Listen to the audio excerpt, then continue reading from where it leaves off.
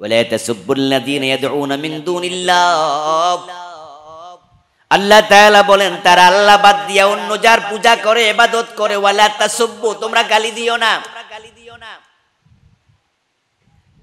ফায়াসুব্বুল্লাহ, যদি তোমরা তাদের দেবতাকে গালি দাও, তারা না বুঝে আল্লাহরে গালি দেবে, ঠিক না? রাসূল সাল্লাল্লাহু আলাইহি ওয়াসাল্লাম একদিন বললেন, তোমরা তোমাদের মা বাবাকে গালি দিও না। এই কথা শুনে একজন সাহাবী দাঁড়ালেন, দাঁড়িয়ে বললেন, ইয়া রাসূলুল্লাহ, কোন সন্তান কি তার মা বাবাকে গালি দিতে পারে? এটা কি হয়? প্রিয় নবী বলেন, শোনো, তুমি যদি অন্যের মা বাবাকে গালি দাও, ওই বেড়াও তখন তোমার মা বাবাকে গালি ফিরিয়ে দেবে। এই যে তোমার মা বাবারে গালি খাওয়াইলা, এজন্য তুমি আগে গালি দিছো, তুমি দায়ী। তাই বলছি মা বাবারে গালি দিও না, এর মানে অন্যের মা বাবাকেও গালি দিতে যেও না। হিন্দু পূজা করবে, বৌদ্ধ তাদের পেগোডায় পূজা করবে, খ্রিস্টান তার গির্জায় গিয়ে তার খোদাকে ডাকবে, দেবতাকে ডাকবে, ঈসা নবীকে ডাকবে, এটা তার ব্যাপার।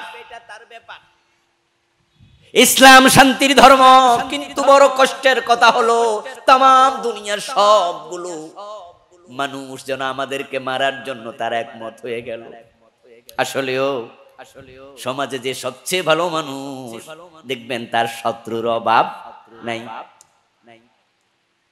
সমাজে যারা অন্যায় করে, অন্যায়কারীদের অন্যায় দেখার পরে ভালো মানুষ কি চুপ করে থাকে না, প্রতিবাদ করে। কথা বলতে হবে, যে চুপ থাকে সে ভালো মানুষ না বোবা শয়তান?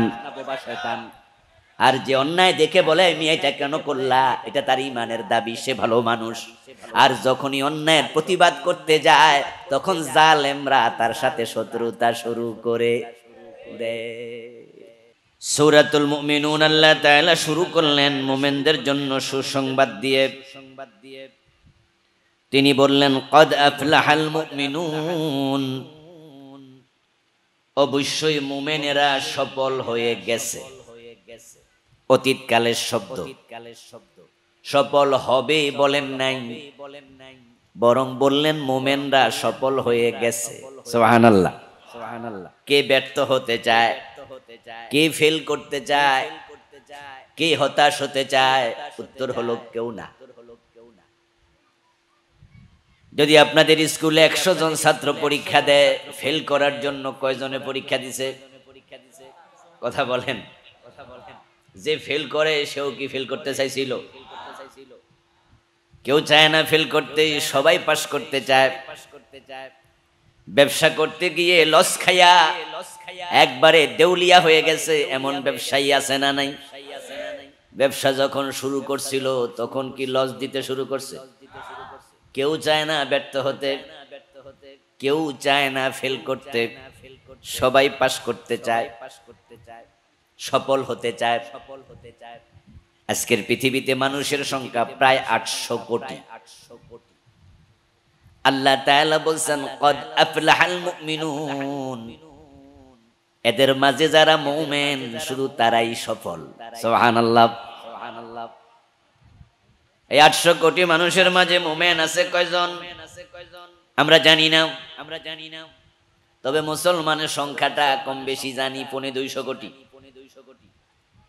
কিন্তু এর মাঝে আবার তাসলিমা নাসরিনের নামও আছে না? এর মাঝে সালমান রুশদির নামও ঢুকে গেছে। 5 ওয়াক্ত নামাজ পড়ে না, জুমা পর্যন্ত পড়ে না, এর নামও এর ভিতরে আছে না নাই? এমন মুসলমান কি আপনাদের এ মহেশখালীতে নাই? যে গত শুক্রবারে জুমাও পড়ে নাই, এমন মুসলমান মহেশখালীতেও, কিন্তু 250 কোটির ভিতরে হের নাম, হে সফল মোমেন। বাকি 650 কোটি কাফের, 250 কোটি মুসলমান, 650 কোটি কাফের। কাফের সবগুলো ব্যর্থ, শুধু মুমিনরা হলো সফল। পৃথিবীর কোথাও মুমিনদের জন্য আজকে সুসংবাদ নাই, বরং আমরা দেখি মুসলমান যেখানে মাইর খায় সেখানে শুধু 18 পারার 1 নাম্বার আয়াতে আল্লাহ সুসংবাদ দিচ্ছে, সব মোমেন সফল। সুবহানাল্লাহ। তাম দুনিয়ার যেদিকে তাকাবেন সেদিকে আমাদের জন্য শুধু দুঃসংবাদ। বসনিয়া, সেসনিয়াম, সোমালিয়া, কাশ্মীর, আলজেরিয়া, ফিলিস্তিন, মায়ানমার, গুজরাট, কাশ্মীর, ইয়ামান, সিরিয়া, তাকায়া দেখেন মুসলমান শুধু মাইর খাওয়া জাতি, ঠিক না? সব জায়গায় পদপিষ্ট হচ্ছে মুসলমান। এই যে ফিলিস্তিন, 5-6 মাস হয়ে গেল, পুরা ফিলিস্তিনের গাজা অঞ্চল এখন কবরস্থান। প্রতিদিন 100, 200, 500 বোম মেরে মেরে শেষ করে দিচ্ছে। জাতিসংঘ দেখে দেখে ঘুমাচ্ছে, নাক ডেকে ডেকে ঘুমাচ্ছে। আমেরিকা মাঝে মাঝে কয়, এই মিয়া নেতানিয়াহু, তুমি কিন্তু ভুল পথে আগাচ্ছ। আবার যুদ্ধ যখন শুরু হয় তখনই জো বাইডেন হেই কিন্তু অস্ত্র পাঠাইছে সবার আগে। আমার প্রিয় ভাইয়েরা, তাম দুনিয়ার সব জায়গায় মুসলমান আজকে মাইর খাওয়া জাতি। এই যে আপনাদের কক্সবাজারের পাশেই তো রোহিঙ্গা ক্যাম্প। মায়ানমার থেকে 10 লাখের বেশি মুসলমান কোন রকমে জান লইয়া বাংলাদেশে এসেছে। প্রধানমন্ত্রী শেখ হাসিনা তাদেরকে যদি এই দেশে ঢুকতে না দিতেন, পলানোর জায়গাও ওই নাফ নদীতে সবগুলো ডুবে মরত। যেভাবে মায়ানমারের সরকার রোহিঙ্গাদের উপর নির্যাতন চালাইছে, সেখানে থাকলে গুলি খেয়ে মরত, কচুর মতো কাটতো। বাংলাদেশে ঢুকতে না দিলে নাফ নদীতে ডুবতো। এখন প্রধানমন্ত্রী সদয় হয়ে জায়গা দিছে, এখন তারা 10 লাখ থেকে 15 লাখের রূপ নিচ্ছে, কয়দিন পরে 20 লাখ হবে। আমরাও কোন জ্বালায় পড়ি আল্লাহ জানে। এই যে রোহিঙ্গার মুসলমান গুলো বাংলাদেশে এসে উদ্বাস্ত হয়ে গেছে, জাতিসংঘ দেখে না, শুনে নাই, বরং খাবার পাঠাইতেছে, খাও, এনে বইয়া বইয়া খাও। কিন্তু মায়ানমারকে যদি জাতিসংঘ শক্ত করে চাপ দিত, এই 10 লাখ 15 লাখ মুসলমান মায়ানমার তাদের দেশে ফিরিয়ে নিতে বাধ্য হতো। ওরা সর্প হয়ে কামড়ায়, ওজা হইয়া জারনি দেয়, ওপর থেকে বোমা ফাটাইয়া আহত করে, মারে, আবার হাসপাতাল বানাইয়া চিকিৎসা দেয়। ওরা আজীব মানুষ। মুসলমানরা ওদের জন্য খেলার পুতুল স্বরূপ। তাম দুনিয়ায় মুসলমান শুধু মাইর খাওয়া জাতি, কঠিন মাইর খাচ্ছে সব জায়গায়।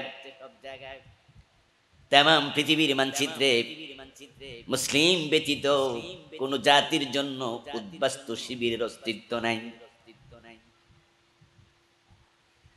জাতিগতভাবে নিধনের শিকার পৃথিবীতে মুসলমান ছাড়া একটা জাতিও নাই।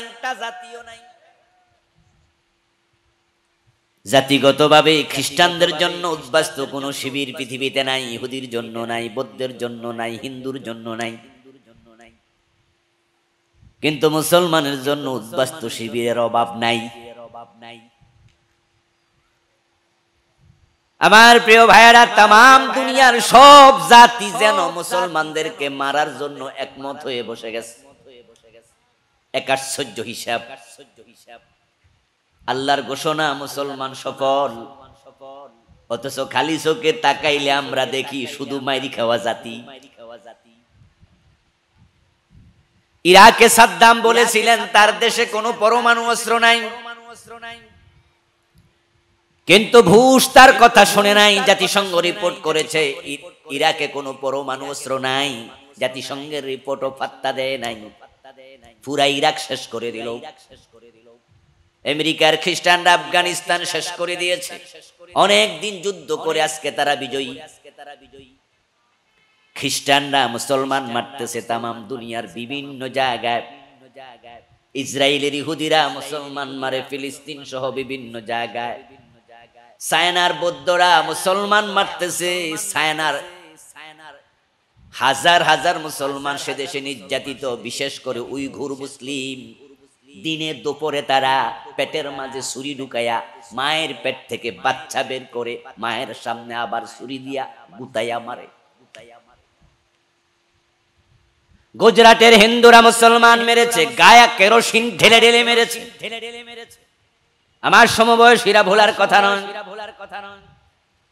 গোদরা রেল স্টেশনে দাঙ্গা লাগায়া এই নরেন্দ্র মোদীর নেতৃত্বে গুজরাটে 2000 মুসলমানকে কেরোসিন দিয়া জীবন্ত পোড়ায়া মারছে। যে বৌদ্ধরা তামাম দুনিয়াতে গৌতম বুদ্ধের মহাবাণী প্রচার করে বেড়ায়, জীব হত্যা মহাপাপ, ওরাই মায়ানমারে মুসলমান মারছে।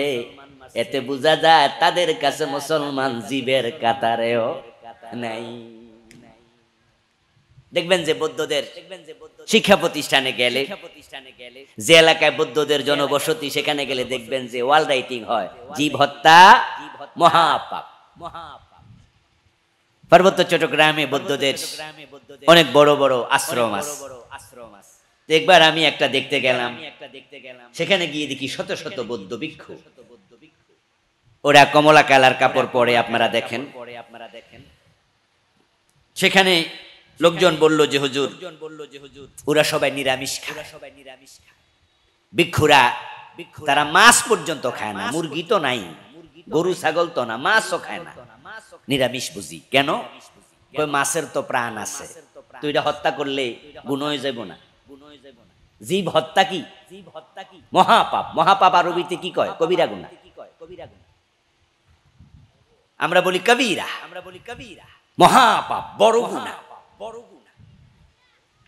যারা প্রাণী হত্যা করলে গুনাহ হয়, তাই মাছ খায় না, মাংস খায় না, তারা আবার মায়ানমারে হাজার হাজার মুসলমান মেরে লাইল।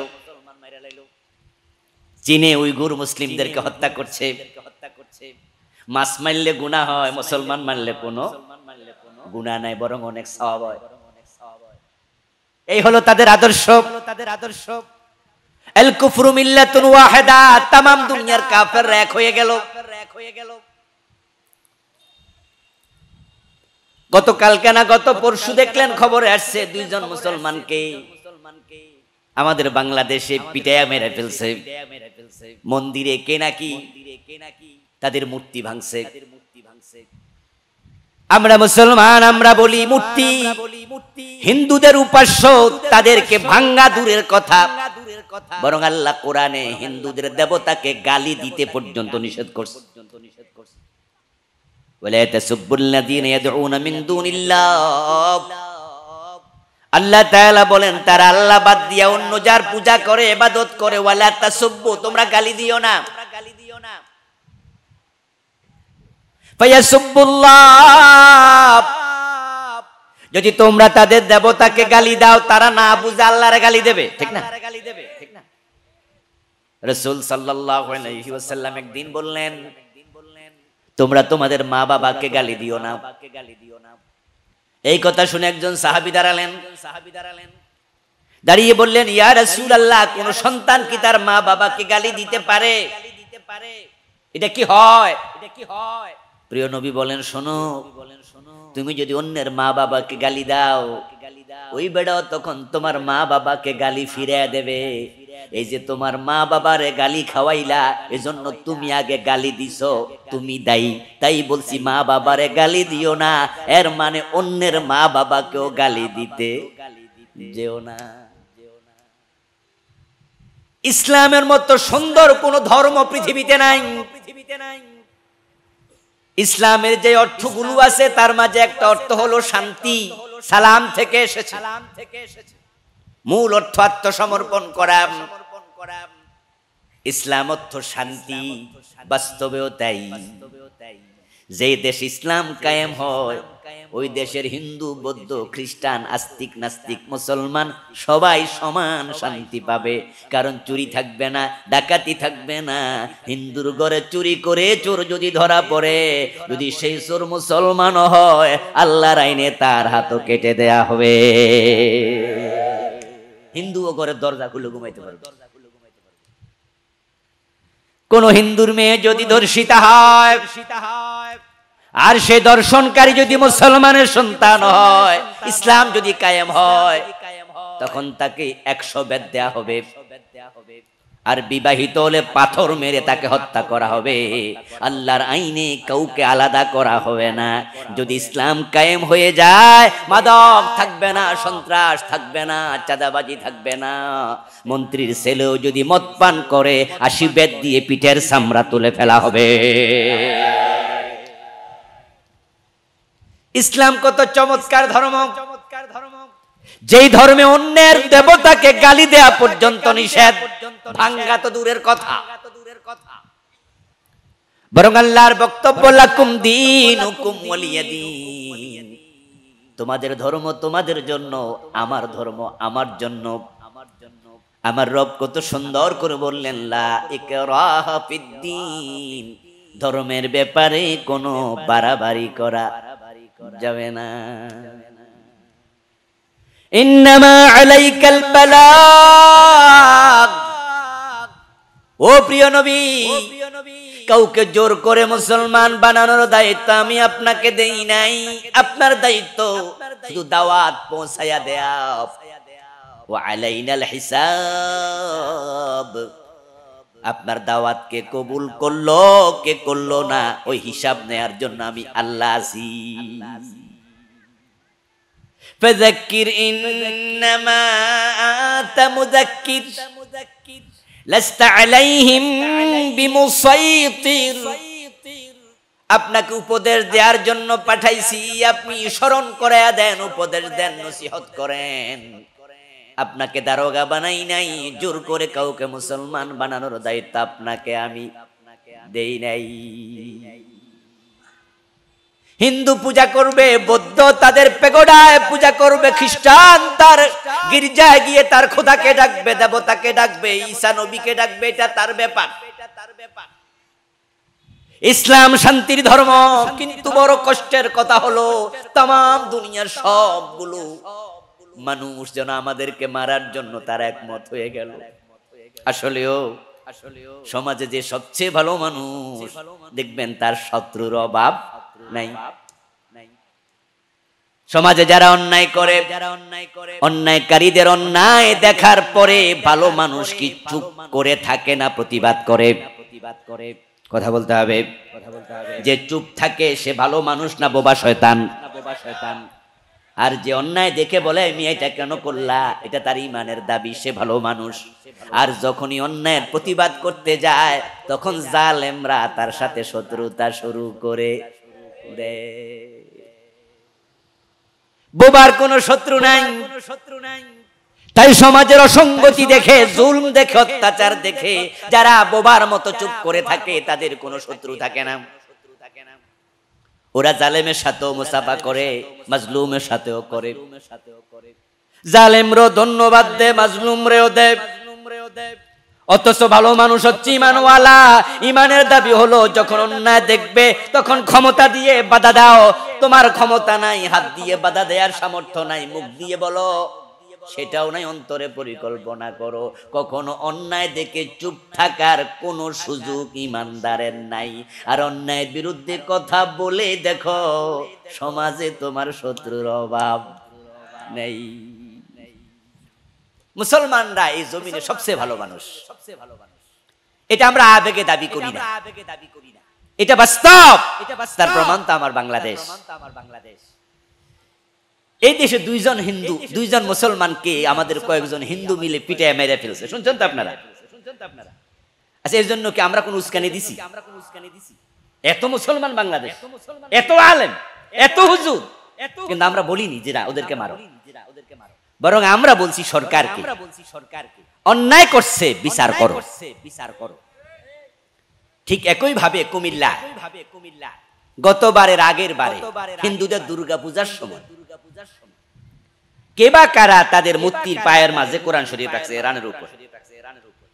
এটাকে কেন্দ্র করে কিছু মুসলমান খেপে গিয়ে হিন্দুদের মন্দির আক্রমণ করলো।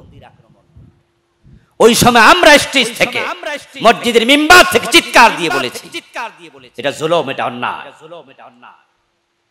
কারণ যেই বা যারা মুক্তির পায়ে কোরআন রাখছে, তারা অপরাধী, ওদেরকে চিহ্নিত করো, ওদেরকে বিচারের আওতায় আনো। কিন্তু তামাম এলাকার হিন্দুদের মন্দির ভেঙে ফেলতে হবে, ওদের বাড়িতে আক্রমণ করতে হবে। ওই এলাকার সব হিন্দু মিলে কি কোরআন শরীফ রাখছিল? তো যারা রাখেনি তাদেরকে মারবা কেন?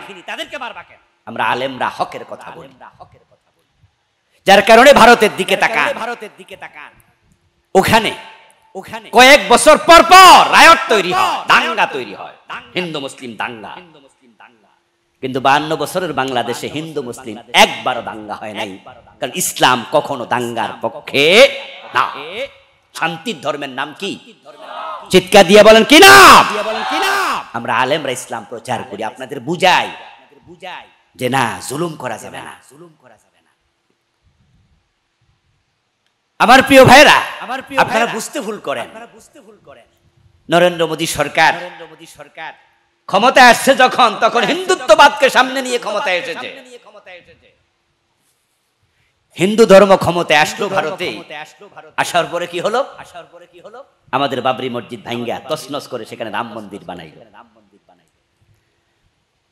কোরবানির গরু জবাই করার কারণে মুসলমানকে ধরে জবাই করলো বিভিন্ন জায়গায়। মুসলমানরা খুব কষ্টে আছে।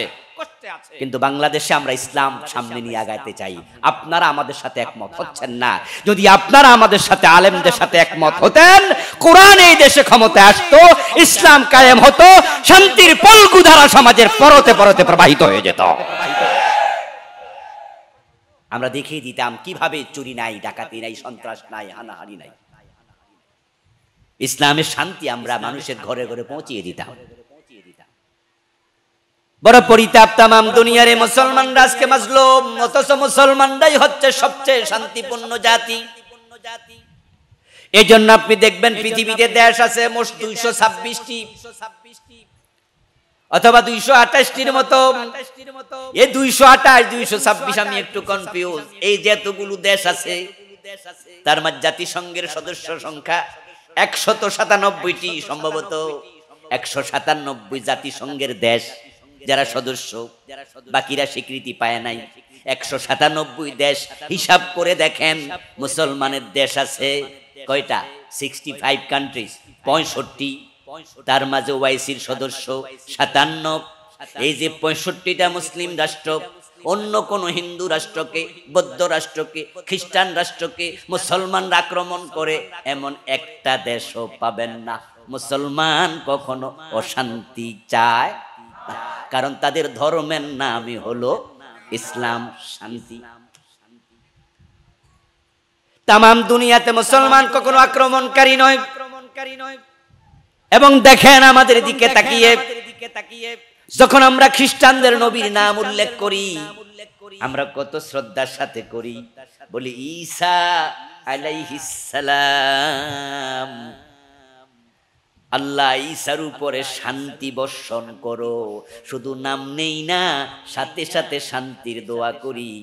ইহুদিদের নবী মুসা আলাইহিস সালাম, যখন মুসার নাম নেই তখন শান্তির দোয়া করি।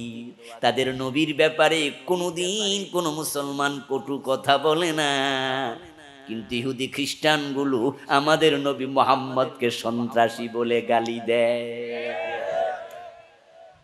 আমরা তাদের নবীর জন্য দোয়া করি, আর এরা আমরা নবীর কথা। কি আশ্চর্য, কি আশ্চর্য, কি আশ্চর্য, কি আশ্চর্য। আচ্ছা, ঈসা আলাইহিস সালাম যদি আজকে জীবিত থাকতেন, ধরে নেন যদি ঈসা নবী জীবিত হয়ে আসেন, আমরা ওনাকে বাজারে পাইতাম, ধরে কি কোলে লইয়া নাচতাম না? কথা বলে না কেন লোকেরা? চুমু দিতাম না কপালে, হাতে জড়াইয়া ধরতাম না? ঈসা নবীকে পাইলে তো আমরা কান্দে লইয়া নাচতাম আনন্দে। আচ্ছা, মুসা আলাইহিস সালাম যদি আজকে জীবিত হয়ে আসতেন, উনাকে পাইলে কি আমরা আনন্দ করতাম না?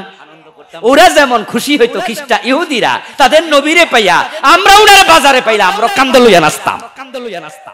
অথচ তারা সবাই মিলে আমাদের নবীর,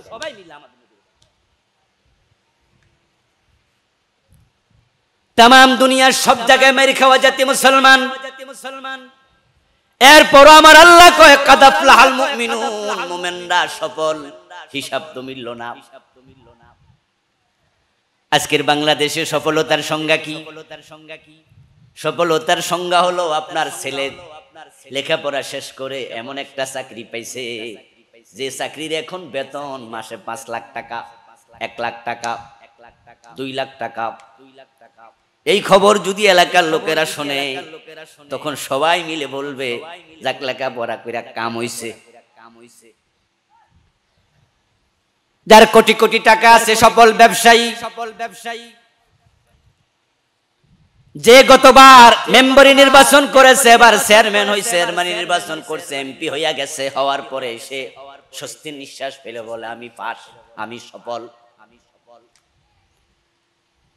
ও দুনিয়ার মুসলমান, টাকা এবং ক্ষমতা তোমাদের কাছে সফলতার চাবিকাঠি। ছোট্ট অবস্থায় বাবা মরে গেছে, মা পরের বাড়িতে কাম করে করে বাচ্চা বড় করছে।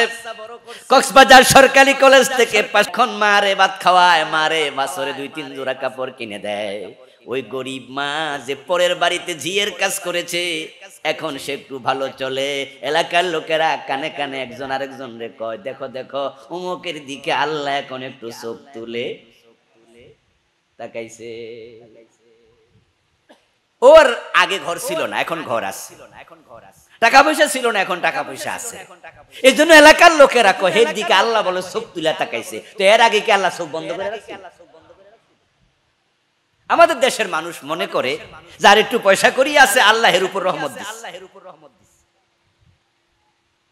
এই সংজ্ঞা যদি আপনার সামনে থাকে তাহলে মুসলমান তো ব্যর্থ এক জাতি। আর আল্লাহ কয় কাদ আফলাহাল মুমিনুন, মুসলমান সফল জাতি। সফলতার সংজ্ঞাটা আল্লাহর কাছে একরকম, বান্দার কাছে ভিন্ন রকম। আপনার কাছে হলো পয়সা, তো পয়সা যদি থাকলে সফল মানুষ হয়, তাহলে পৃথিবীর বর্তমানে সবচেয়ে ধনী মানুষ যেটা ইলন মাস্ক, বর্তমান পৃথিবীর সবচেয়ে ধনী ব্যক্তি, সে কি মুসলমান? বিল গেটস মুসলমান। 4-5 বার টানা পৃথিবীর 1 নাম্বার ধনী ছিল, এখন পিছিয়ে গেছে। তো মুসলমান সফল যদি অর্থের দিকে সফলতা হতো, তাহলে খ্রিস্টান সফল জাতি। কারণ তাম পৃথিবীর সবচেয়ে বেশি অর্থ এখন কাদের হাতে? খ্রিস্টানদের হাতে। ইউকে খ্রিস্টান, আমেরিকা খ্রিস্টান, ফ্রান্স খ্রিস্টান, জার্মানি খ্রিস্টান, ইহুদিও আছে, অন্যান্য জাতি আছে। এবং জনসংখ্যার দিক থেকে খ্রিস্টানের সংখ্যা 250 কোটির বেশি। নাম্বার 1 জাতি তারা। তো টাকা হলে যদি মানুষ সফল হতো, তাহলে খ্রিস্টান সফল জাতি, মুসলিম নয়। মেম্বার হলেন, চেয়ারম্যান হলেন, এমপি হলেন, আপনি সফল। তো ক্ষমতা যদি সফলতা হতো, বর্তমান পৃথিবীর সবচেয়ে ক্ষমতাধর রাষ্ট্রের নাম আমেরিকা, তার প্রধান প্রেসিডেন্ট যিনি জো বাইডেন, তিনি কি মুসলিম?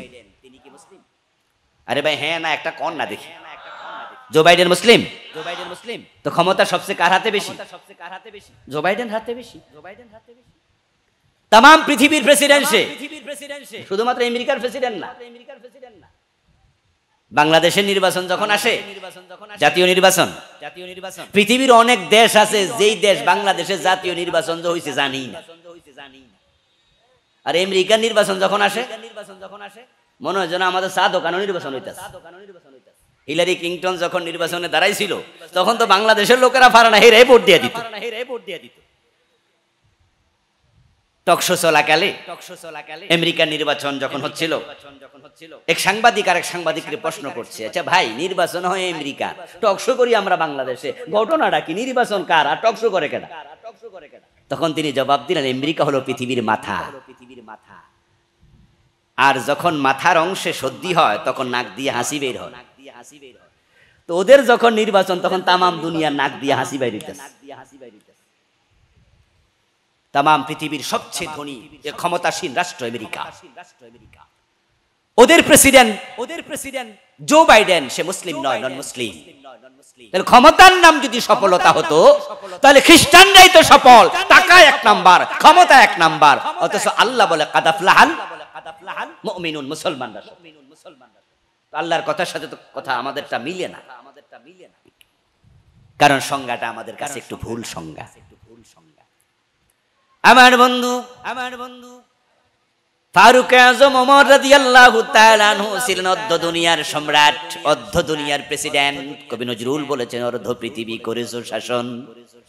ধুলার তখ্তে বসে খেজুর পাতার প্রাসাদ তোমার বারে বারে গেছে খসে। হযরত ওমর বলছে, শোনো দুনিয়ার মানুষ, মানে ইতাজ্জা বিমাকানিহি ফালিয়ানজুর ইলা ফিরআউন ও মানে ইতাজ্জা বিমালিহি ফালিয়ানজুর ইলা কারুন ও মানে ইতাজ্জা বিনাসাবিহি ফালিয়ানজুর ইলা আবি লাহাব ইন্নামাল ইজ্জাতু বিত্তাকওয়া ওয়া তিলকাল জান্নাতুল্লাতী নুরিসু মিন ইবাদিনা মান কানা তাকিয়্যা। ও দুনিয়ার মানুষেরা, তোমরা যে টাকা পাইলে সফলতা মনে করো, তাহলে আমি ওমর পরামর্শ দেব কারুনের দিকে একটু তাকাও। কারুন হচ্ছে পৃথিবীতে এমন এক সম্পদশালী মানুষ যার সম্পদের আলোচনা আল্লাহ নিজে কোরআন মাজিদে করছে। সুবহানাল্লাহ পড়েন। কোরআনে আল্লাহ বলে আনতুমুল ফুকারা ওয়াল্লাহুল গানি। বাংলা অর্থ হলো আল্লাহ হলো ধনী আর তোরা সব হচ্ছে ফকির। ওয়া আনতুমুল ফুকারা, সবগুলো ফকির। এর মানে আপনি ফকির, আপনার বাপ ফকির, আপনার 14 গোষ্ঠী ফকির। কে বলতেছে? ধনীকে জোরে বলতে হবে, ধনীকে। ওয়াল্লাহুল গানি, আল্লাহ একমাত্র ধনী। তো যে আল্লাহ একমাত্র ধনী, দুনিয়ার সব ফকির, তো দুনিয়ার সব ফকিরের মাঝে কারুনেরও আছে না নাই? আল্লাহ সূরা কাসাসে বলে ওয়া আতাইনাহু মিনাল কুনুজ। কারুন এমন এক ব্যক্তি যাকে আমি গুপ্তধনের ভান্ডারগুলো খুলে দিয়েছি। কানজুনের বহুবচন কুনুজ। একটা খনিকে বলে কানজ, অনেকগুলো খনিকে বলে কুনুজ। যদি একটা স্বর্ণের খনি, একটা রৌপ্যের খনি, একটা গ্যাস ফিল্ডের খনি, একটা তামার খনি আপনি আমি কেউ মালিক হতাম, তাহলে কত বড় ধনী হয়ে যেতাম। আর আল্লাহ বলে আমি কারুনকে অনেকগুলো খনি দিছি, তাকে স্বর্ণের খনি, রৌপ্যের খনি, যত রকমের খনি আছে আমি অনেকগুলোর মালিক, তারে আমি আল্লাহ বানাইছি। এবং তার এত টাকা, এত পয়সা ছিল, সম্পদ ছিল। আল্লাহ তাআলা সূরা কাসাসের পরে বলতেছেন তার ধনাগারের চাবি বহন করার জন্য একদল লোক ছিল, যারা চাবির ভারে তাদের গর্দান নুয়ে যেত। পৃথিবীর সবচেয়ে ধনী মানুষ কারুন। আপনাদের কাছে আমি আবার জানতে চাই, আপনারা যারা জানেন শুধু তারা একটু উত্তর দেবেন, একটু জোরেই দিয়েন। কারুন কি সফল না ব্যর্থ? জবাব সঠিক। এতটাই ব্যর্থ, তার সম্পদ সহায় যা ছিল, মিল ইন্ডাস্ট্রি, ক্ষেত খামার, পশুর চারণ ভূমি, আল্লাহ সবগুলো একসাথে তাকে সহ মাটির নিচে। আজকের পৃথিবীর 800 কোটি মানুষের মাঝে কারুন নামে কয়জন পাবেন? আমার মনে হয় একজন। বাংলাদেশে আমরা ছোট্ট ভূখণ্ডে মানুষ তো আছি প্রায় 20 কোটি। কারুন নামে কয়জন আছে? নামটা পর্যন্ত অভিশপ্ত। কেউ কাউকে কারুন বললে মাইন্ড করে, কি কইলি? আমার প্রিয় ভাইরা, ক্ষমতা থাকলেই সফলতা নয়। ওমর বলে ফালিয়ানজুর ইলা ফিরআউন, আমি তোমাদেরকে ফিরআউনের দিকে তাকাতে বলি। মিশরের প্রেসিডেন্ট ছিল।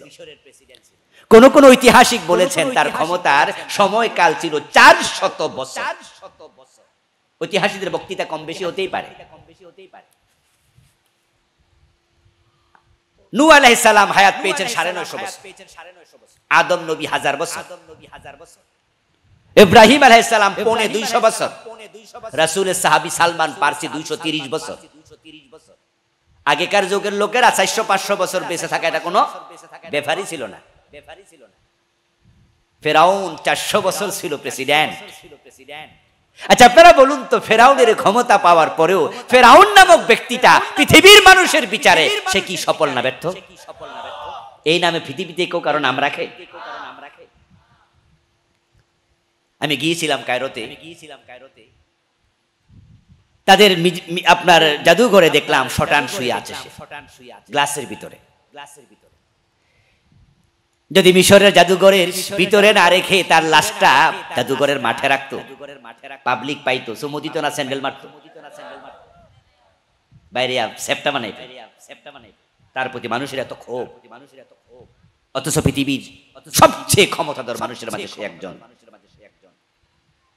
হযরত ওমর বলে তোমাদের কাছে সফলতার সংজ্ঞা অর্থ, আমি বলি ভুল। সফলতার সংজ্ঞা ক্ষমতা, আমি ওমর বলছি ভুল। তাহলে সফলতা কি? ইন্নামাল ইজ্জাতু বিত্তাকওয়া, সফলতা হলো যে ব্যক্তি মুত্তাকি হতে পেরেছে। তিলকাল জান্নাতুল্লাতী নুরিসু মিন ইবাদিনা মান কানা তাকিয়া। ওমর বলেন আল্লাহ তাআলার বক্তব্য, আল্লাহ বলছেন যে মুত্তাকি তার জন্য আমি জান্নাত বানাইছি। যারা মুমিন তারা মুত্তাকি, যারা মুত্তাকি তারা জান্নাতি। কাদ আফলাহাল মুমিনুন, মুমিনরা সফল। এর মানে আল্লাহর ঘোষণা হলো সব মুমিন জান্নাতি। সুবহানাল্লাহ পড়েন, সুবহানাল্লাহ পড়েন। জান্নাতকে সফলতা বলে। মুমিন ছাড়া আল্লাহর জান্নাতে কেউ প্রবেশ করতে পারবে না। ইন্নাল্লাযীনা কাফারু মিন আহলিল কিতাব ওয়াল মুশরিকিনা ফি নারি জাহান্নামা খালিদিনা ফিহা। যারা কুফার, যারা কাফের, যারা মুশরিক, শিরক করেছে, আল্লাহ বলে তারা সবগুলো জাহান্নামী। আর যাদের ঈমান আছে, যারা মুমিন, তারা সবাই জান্নাতি। খুশি হওয়ার কোনো কারণ নাই। ঈমানদার জান্নাতি শুনে আপনার খুশি হওয়ার কোনো কারণ নাই যদি আপনার নাম মুমিনের তালিকায় না থাকে। বেল পাকলে কাকের কি? আমাদের এই দেশে দাড়িওয়ালা, টুপিওয়ালা, পাজামি পাঞ্জাবিওয়ালা, পাগড়িওয়ালা, মেসোয়াকওয়ালা অনেক মানুষ আছে, 5 ওয়াক্ত নামাজি, কিন্তু মুমিন ঈমানওয়ালা সংখ্যা বড়ই কম। সফল তো শুধু মুমিন, কিন্তু সমাজে তো মুমিনের বড় অভাব, দারুণ অভাব। এই যে আজকের মাঠে হাজার হাজার মুসলমান, মুমিন কিন্তু এত না।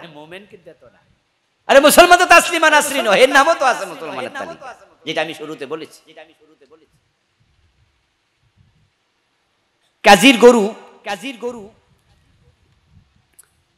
কাজীর গরু কিতাবে আছে, গোয়ালে নাই। প্রিয় নবীর বক্তব্য, লা তাকুমুস সাআ হাত্তা ইউকাল আল্লাহ আল্লাহ। সহিহ মুসলিমের হাদিস। আল্লাহর হাবিব বলেন ততদিন পর্যন্ত কিয়ামত হবে না যতদিন পর্যন্ত আল্লাহ বলার মতো একজন মুমিন থাকবে দুনিয়ায়। আমার বন্ধু, একজন মুমিন থাকলে কিয়ামত হবে না, রাসূলুল্লাহ বলছেন। এই হাদিসের বিপরীতে গেলে বোঝা যাবে যেদিন কিয়ামত হবে সেদিন পৃথিবীতে মুমিন একজনও আর থাকবে না। এবার আপনাদের কাছে একটু প্রশ্ন করি, একটু জবাব দিয়েন। কিয়ামত কি আগাচ্ছে না পিছাচ্ছে? চুপ থাকেন না, মুখটা কাজে লাগান। কিয়ামত কি পিছাচ্ছে না আগাচ্ছে?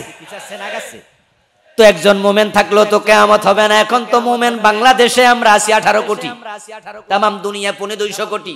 আমরা দাবি করছি সবাই আমরা মুমিন, সবাই মুসলমান।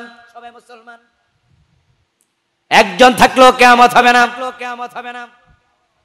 হাদিসে পাওয়া যায় কিয়ামত যত আগাবে মুমিনের সংখ্যা ততই কমবে, প্রতিদিন কমবে, প্রতিদিন কমবে, প্রতিদিন কমবে। قال النبي صلى الله عليه وسلم تكون بين الساعة فتن كقطع الليل المظلم يصبح فيها الرجل مؤمنا فيمسي كافرا। কিয়ামত যখন আসবে, কিয়ামতের আগে মানুষেরা সকাল বেলায় মুমিন থাকবে, সন্ধ্যা বেলায় কাফের হয়ে যাবে। আমার রাসূল বলেন ইয়াস্তামিউনা ফিল মাসাজিদি লাইসা ফীহি মুমিন। কিয়ামতের আগে অবস্থা এতটাই খারাপ হবে, মসজিদে মানুষ জামাতের সাথে নামাজ পড়বে, ওই জামাতে ইমাম, মুয়াজ্জিন, মুসল্লি একটারও ঈমান থাকবে না, সব কাফের। 5 ওয়াক্ত নামাজি কাফের, টুপি আছে, দাড়ি আছে, কালেমা পড়ছে লা ইলাহা ইল্লাল্লাহ, কাফের। আমার রাসূল বলতেছেন কিয়ামতের আগে এটা হবে। তো কিয়ামত তো আগাচ্ছে। 1971 এ দেশ যখন স্বাধীন হয়, মানুষ ছিল 7.5 কোটি। ধরেন 50 লাখ হিন্দু, বৌদ্ধ, খ্রিস্টান, 7 কোটি মুসলমান। এখন 2024 চলছে, মানুষ হয়ে গেছে প্রায় 20 কোটি। যদি এখানে 2-3 কোটি হিন্দু বাদ দেন, খ্রিস্টান ইহুদি বাদ দেন, মুসলমান হয়ে গেল 15 কোটি। তো মুসলমান ছিল 7 কোটি, এখন হলো 15 কোটি। 10 বছর পরে এটা 15 কোটি থাকবে না, আরো বাড়বে। আমার কথাকে আমি বুঝাইতে পারতেছি? তো জবাব দিচ্ছেন না কেন? 15 কোটি থাকবেন আরো বাড়বে? তো মুসলমান এভাবে বাড়লে কিয়ামত কেমনে হবে? একজন থাকলেও তো কিয়ামত হবে না। বাংলাদেশে যেমনি মুসলমান প্রতিদিন বাড়তেছে, কিয়ামত হওয়ার আপাতত কোনো সম্ভাবনাও তো নাই। নাকে তেল দিয়া ঘুমান, সরিষার তেল খাটিটা দিয়া ঘুমান, টেনশন করেন না, কিয়ামতই তো হবে না। আমরা ঠেলাই কিয়ামত বন্ধ। আর 200 কোটি, কি ভাবছেন আপনি? এই সংখ্যা মুসলমান? আল্লাহর হাবিব যে বললেন, ইয়াতি আলান নাসি জামানুন ইয়াজতামিউনা ফিল মাসাজিদি লাইসা ফীহি মুমিন, এমন সময় আসবে মানুষ জামাতের সাথে নামাজ পড়বে, একটাও মুমিন নয়। এমন মসজিদ থাকবে, ইমামও কাফের, মুয়াজ্জিনও কাফের, মুসল্লি সবগুলা কাফের। এই হাদিস বাংলাদেশে অলরেডি বাস্তবায়ন হয়ে গেছে। হাদিস রাসূল 1400 বছর আগে বলেছে, আর এটা আমি বাংলাদেশে অলরেডি দেখে ফেলেছি। রাসূলের হাদিস সত্যে পরিণত হয়েছে। এমন মসজিদ আমি চিনি যে মসজিদের ইমাম কাফের, মুয়াজ্জিন কাফের, মুসল্লি কাফের। চিনতে যদি আপনি চান, চলে যান ঢাকার বকশীবাজার। ফজলে রাব্বি হলের বিপরীত পাশে ঢাকা আলিয়া মাদ্রাসার সাথে দেখবেন আহমদিয়া মুসলিম জামাত কাদিয়ানীদের মসজিদ। কাদিয়ানীদের মসজিদে ইমাম ও কাদিয়ানী, মুয়াজ্জিন কি, মুসল্লি কি। জামাতে নামাজ হয় কয় ওয়াক্ত, আজান হয় কয়বার, মুসলমান আছে মুমিন আছে কয়জন? তাম পৃথিবীর সব হক্কানি আলেমের ফতুয়া কাদিয়ানী কাফের। আচ্ছা, আপনাদের ফতুয়া কি? কাদিয়ানী কি মুমিন না কাফের? তো ইমাম কাদিয়ানী, ইমাম সাহেব কি? মুসল্লি মুয়াজ্জিন কাদিয়ানী, মুয়াজ্জিন কি? নামাজি কিন্তু কাফের। আচ্ছা, মসজিদে গিয়ে আল্লাহরে সেজদা দেয়, দরবারে যাইয়া পীরের পায়ে সেজদা দেয়, এমন লোক বাংলাদেশে আছে কিনা? লোকটাই মুমিন না মুশরিক? অথচ 5 ওয়াক্ত নামাজ, এই রমজানের রোজা রাখছে। আশ্চর্য মানুষ। আমার প্রিয় ভাইয়েরা, ঈমান চলে যাবে মানুষের গড়পড়তায়। এখন মুমিন সফল, আপনি যদি মুমিন না হন, সফলতার ওয়াজ শুনে সুবহানাল্লাহ বলে কোনো লাভ নাই। এজন্য আগে মুমিন হওয়া লাগবে। মুমিন কাকে বলে? এবার শুনুন, মুমিন হওয়ার জন্য 6টা শর্ত আছে, যেগুলো আপনাকে মেনে নিতে হবে। আরকানুল ঈমান 6টা, ঈমানের রকন। আমানতু বিল্লাহি ওয়া মালাইকাতিহি ওয়া কুতুবিহি ওয়া রুসুলিহি, আসেনি? ওয়াল ইয়াউমিল আখির ওয়াল কদরি খাইরিহি ওয়া শাররিহি মিনাল্লাহি তাআলা। এই যে আপনি বলছেন আমানতু বিল্লাহি ওয়া মালাইকাতিহি ওয়া কুতুবিহি, ঈমান এনেছি আল্লাহর উপরে, ফেরেশতাদের উপর, আল্লাহর কিতাবগুলোর উপরে। আল্লাহর কিতাবের ভিতরে কোরআন আছে না নাই? একটু জোরে বলেন না, আছে না নাই? এখন এই কোরআনের উপরে বিশ্বাস না করলে কি মুমিন হওয়া যাবে? এখন যারা কাদিয়ানী, তারা কি কোরআন বিশ্বাস করে না? তাদের কি কিতাব আরেকটা আছে নাকি? তো তাহলে তারা কাফের কেন? তারা কি ফেরেশতা বিশ্বাস করে না? তারা কি আল্লাহর নবীকে বিশ্বাস করে না? বরং কাদিয়ানীদের কয়েকটা বই আমি পড়ছি, ছোট ছোট বই, তাদের লেখা বই, জানার জন্য পড়ছি। পড়তে গিয়ে দেখলাম প্রায় প্রতি পৃষ্ঠার মাঝে কালেমা লেখা, লা ইলাহা ইল্লাল্লাহু মুহাম্মাদুর রাসূলুল্লাহ। যে কালেমা আপনি পড়েন, ওই কালেমা হেরাও পড়ে। কাদিয়ানীদের আজান এবং আমাদের আজানের মাঝে সামান্য পার্থক্য নাই। শিয়াদের আজানের মাঝে আমাদের কিছু পার্থক্য। আপনারা গুগল তো আছে, ইউটিউব তো সবার কাছে আছে। এখন তো সবাই আমরা সোশ্যাল মিডিয়ার সাথে জড়িত, অধিকাংশই। ওখানে ঢুকে দেখবেন কাদিয়ানীর আজান লিখে দেবেন, দেখবেন যে আপনারটা তাদেরটা একরকম। শিয়ার আজান একটু পার্থক্য। তার আজানের মাঝখানে বলে আশহাদু আন্না মুহাম্মাদ, আশহাদু আন্না আলিয়ান, এরপরে কি জানি খলিফাতুল্লাহ। তারা একটু শব্দ বাড়াই দিছে, কিন্তু কাদিয়ানীরা একটা অক্ষরও বাড়ায় নাই, হুবহু আপনাদের সাথে মিলে, আমাদের সাথে মিলে। আচ্ছা, আমাদের আজানের মাঝে আছে আশহাদু আল্লা ইলাহা ইল্লাল্লাহ, তাহলে কাদিয়ানীদের এটা নাই। আশহাদু আন্না মুহাম্মাদার রাসূলুল্লাহ, কাদিয়ানীদের নাই। তো এই কালেমা পড়ে তো মানুষ মুসলমান হয়, তো কাদিয়ানী এই কালেমা পড়ে কাফের হলো। ইমানে যে 6টা রোকন আছে, বাংলাদেশে 7টা কয় আর কি, 7টা না 6টা। আমাদের দেশে আখিরাতের কথা দুইবার কয়, আমানতু বিল্লাহি ওয়া মালাইকাতিহি ওয়া কুতুবিহি ওয়া রুসুলিহি, এরপরে কি ওয়াল ইয়াউমিল আখির ওয়াল কদরি খাইরিহি ওয়া শাররিহি মিনাল্লাহি, এরপরে ওয়াল বাসি বাদাল। তো আখিরাত একবার গেছে, পরে আবার আইছে কেমনে? ওয়াল বাসি বাদাল মাউত, তো মরার পর উঠতে হইব, তো এটাই তো আখিরাত নাকি? তোরা না একবার কইয়া গেলেন, তো কে বা কারা একটা বাড়াই দিছে, একটা দুইবার কয়ে ফেলছে। 6টা হলো ইমানের রকম। কাদিয়ানি 6টার মাঝে 6টা ইমান। কি আশ্চর্য! 6টা মানার পরে তামাম হুজুররা কয় এরা কাফের। কিসের ফতুয়া হুজুররা দিল? আমরা কিছুক্ষণ আগে সবাই মিল্লা কইলাম কাফের, অথচ কাদিয়ানি কালেমার 6টা রকম, ইমানের 6টা রকম, সব মানে। তারপরে কেন কাফের? এই বিষয়গুলো আপনাদেরকে এই জন্যই শোনাচ্ছি। এই মাসলা যদি কাদিয়ানি কাফের হয়, এই জাতীয় পেট যদি আপনার ইমানে লাগে, আপনার খবর কি? একই। আমার বন্ধু কাদিয়ানি বলে আমি এই কিতাব মানি, এবং তাদের বড় বড় আলেমরা কিতাবের হাফেজ আছে, তারা কোরআনের মুখস্থ করা 30 পারার হাফেজও আছে, সব তারা মানে। কিন্তু শুধু এক জায়গায় পেশ লাগাইছে, সেটা হলো কোরআনের একটা মেসেজ তারা মানে না, যেখানে 4টা অক্ষর সম্বলিত মেসেজ, খাফ আলিফ তা মিম খাতামান নবিয়্যিন, নবী মুহাম্মদ শেষ নবী। কাদিয়ানি এটা মানে না, তারা বলে গোলাম আহমদ কাদিয়ান সেও নাকি নবী। এই জায়গা ছাড়া কাদিয়ানীদের সাথে পুরা কোরআনের আমাদের সাথে কোথাও কন্ট্রাডিকশন নাই। এক জায়গায় শুধু গোলাম আহমদ কাদিয়ানের জন্ম 1835 সালে, আজ থেকে প্রায় 250 বছরের কম বেশি আগে। অথচ 1400 বছর আগে আল্লাহ কোরআনে বলছে মুহাম্মদ শেষ নবী, এর মানে উনার পরে আর কোন নবী নাই। এক জায়গায় পেশ লাগাইছে, তাদের ঈমান শেষ।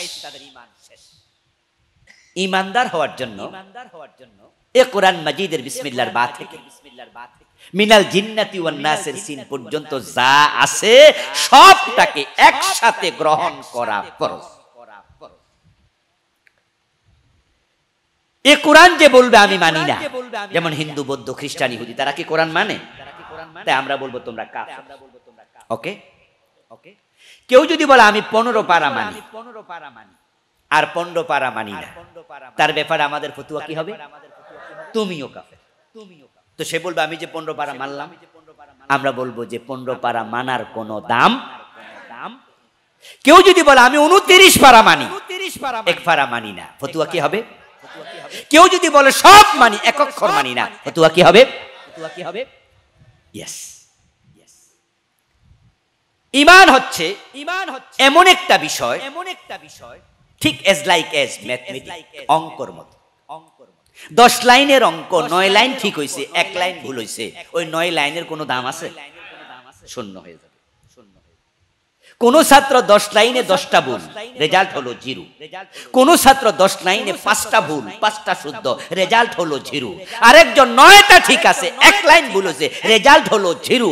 আরেকজনের 10 লাইনে একবার সব ঠিক, শুধুমাত্র যোগফল মিলাইতে গিয়ে ভুল করছে, সমান সমান দিয়া রেজাল্ট লিখতে গিয়ে ওখানে ভুল করছে, টিচার কেটে বলবে এখানেও 0। ঈমান ঠিক তাই। কোরআনে যা আছে সব মানব, আইয়াকুলু সামিনা ওয়া আতানা, সেই মুমিন হবে যে ব্যক্তি আল্লাহর কাছে মাথা পেতে দিয়ে বলবে শুনলাম আর মানলাম, ও আমার রব তুমি যা বলো, তোমার কথার ব্যাপারে আমার কোনো দ্বিমত নেই। রাসূলুল্লাহ সাল্লাল্লাহু আলাইহি ওয়াসাল্লাম যা বলবেন রাসূলের কথার সাথে কোনো দ্বিমত করলাম মুমিন হতে পারবেন। প্রিয় নবী মক্কা থেকে হিজরত করে মদিনায় গেলেন। যারা রাসূলের সাথে গেল তারা সবার নাম হলো মুহাজির। যারা মদিনায় সাহাবীদেরকে হেল্প করলো তাদের নাম হলো আনসার। রাসূল সাল্লাল্লাহু আলাইহি ওয়াসাল্লামের এক আত্মীয় মুহাজির মদিনায় একটু জায়গা কিনলেন যেখানে খেজুর বাগান ছিল। ওনার নাম ছিল জুবাইর ইবনুল আওয়াম রাদিয়াল্লাহু তাআলা আনহু, রাসূলের ফুফাতো ভাই। এর পাশে ছিল একজন আনসারী সাহাবীর জমিন, মাঝখানে ছিল একটা নালা, উপরে ছিল জুবাইরের জমিন, একটু নিচের দিকে ছিল ওই আনসারীর জমিন। পানি শেষ করছে, খেজুর গাছে দেবে। ওই আনসারী গিয়ে বলল, জুবাইর তুমি পরে দাও, আগে আমি দেই। জুবাইর রাদিয়াল্লাহু তাআলা আনহু বললেন, কেন? নালা উপরে আমি, আমার জমিন, তাই আমি আগে দেব, পরে তোমার জমিন, তুমি পরে দেবা। আনসারী সাহাবী বলল, না, আমরা মদিনার মালিক, তোমরা এখানে আসছো ভাড়াটিয়া, তোমরা উপর ওখান থেকে এখানে আসছো, ক্ষমতা অধিকার আমাদের বেশি, আমি আগে দেই, তুমি পরে দিবা। জুবাইর ছাড়বে না, না না, আমি সামনে, আমি আগে দেব। লাগছে ঝগড়া। এর মাঝে দেখে প্রিয় নবী পাশ দিয়ে হেঁটে যাচ্ছে। আনসারীও মুসলিম, মুহাজিরও মুসলিম, দুইজনে রাসূলের সাহাবী। রাসূলুল্লাহকে দেখে দুইজনে গিয়ে গেলেন, হে আল্লাহর নবী, আপনি ফয়সালাটা দেন। আল্লাহর হাবিব সাল্লাল্লাহু আলাইহি ওয়াসাল্লাম সরজমিনে আসলেন, জমিন দেখলেন, আগে সাহাবী হযরত জুবাইরেরটা দেখে আল্লাহর হাবিব বলেন, ইসকিয়া জুবাইর সুম্মা আরসিলিল মা ইলা জারিক। ও জুবাইর, পানি তুমি আগে শেষ দাও, তারপরে পানিটা তোমার প্রতিবেশীকে দিয়ে দাও।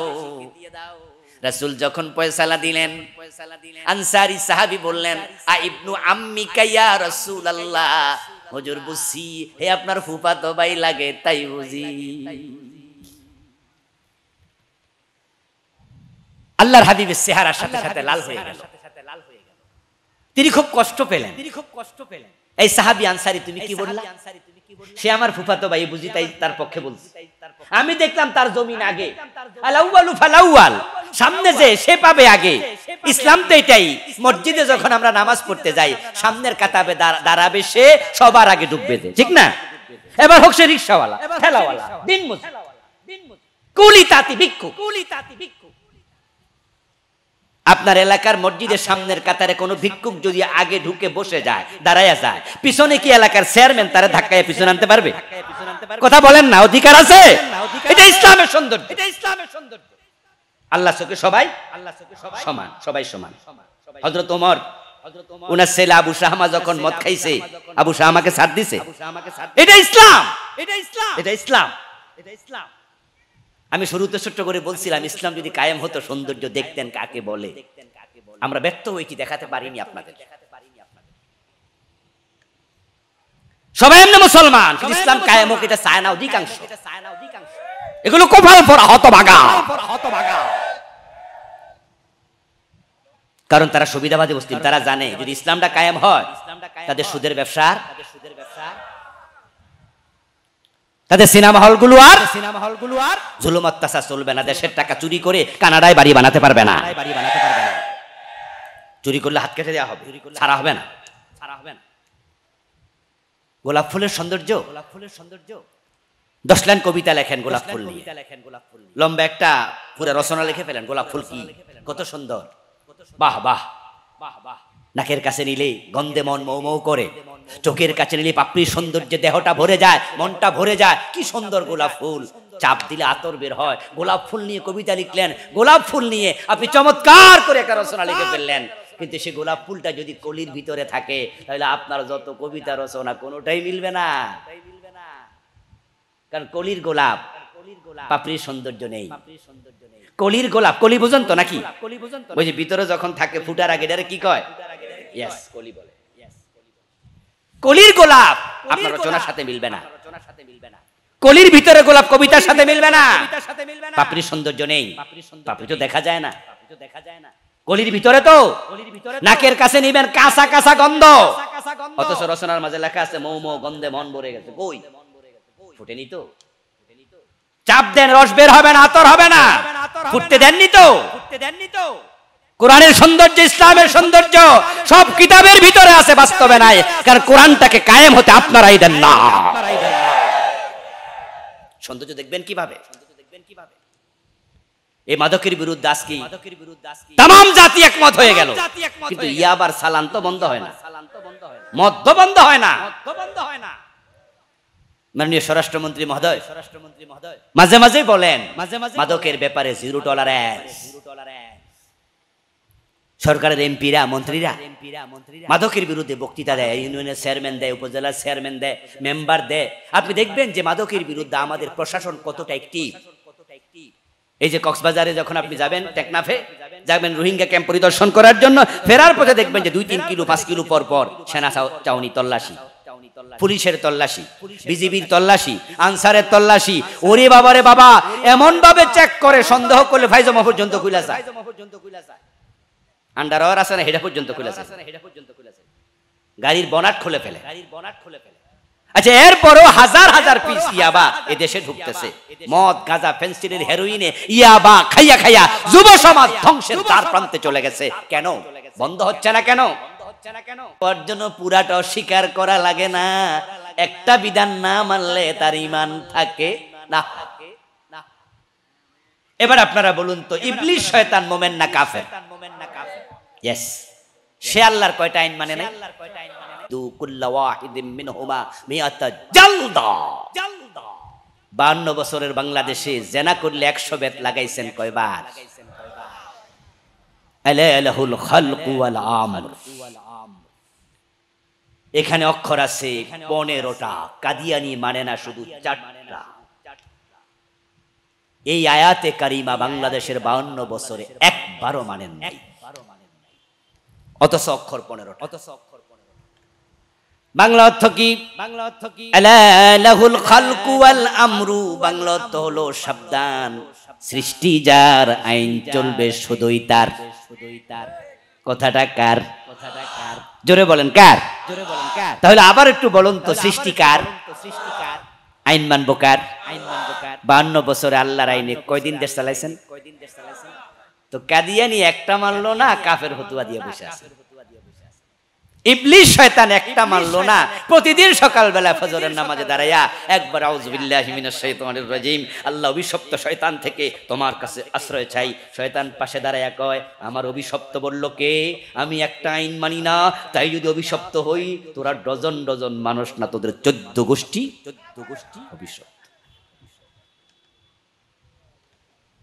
আল কাইয়িসু মান দানা নাফসা ওয়া আমিলা লিমা বাদাল মাউত। প্রিয় নবীর হাদিস তিরমিজি শরীফে এসেছে, দুনিয়ার সবচেয়ে চালাক মানুষ যে আত্মসমালোচনা করে, নিজের দোষ নিজে খোঁজে, তারপর তওবা করে ভালো হয়। কিন্তু আমরা অন্যকে কাফের বলে মজা পাই। কাদিয়ানি কাফের, সবাই কো জি, আপনার খবর কি?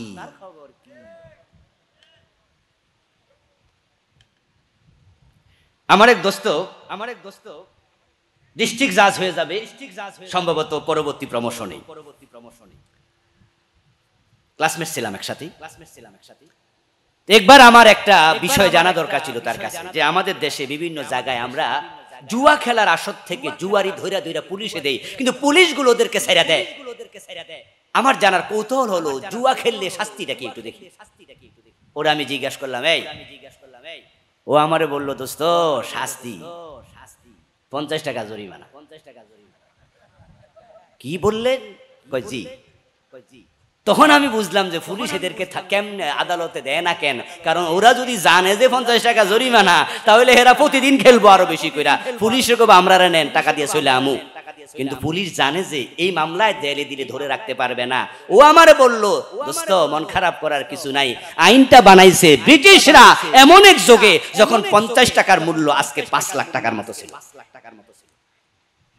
কিন্তু এই দেশে এত সরকার আসলো, এত সরকার গেল, পাকিস্তান পিরিয়ড গেল, বাংলাদেশ পিরিয়ড 52 বছর গেল, ওই 50 টাকা চেঞ্জ করে কেউ সামনে আগায় নাই। এজন্য পুলিশরা জানে হেরারে জেলে না দিয়া ফিটা ফাটা কিছু দিয়ে ছাইরা দিয়ে, তাও কিন্তু ডরাইবো। আমার প্রিয় ভাই, আপনারা আমরা এই 52টা বছরে একটা সূরার হাত কাটলেন না।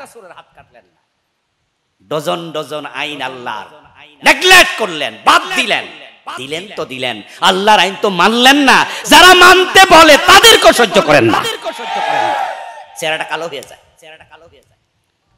আল্লাহর আইনের কথা কইলে মনে করেন কোন রাজনীতি করতেছে। আস্তাগফিরুল্লাহ, আস্তাগফিরুল্লাহ।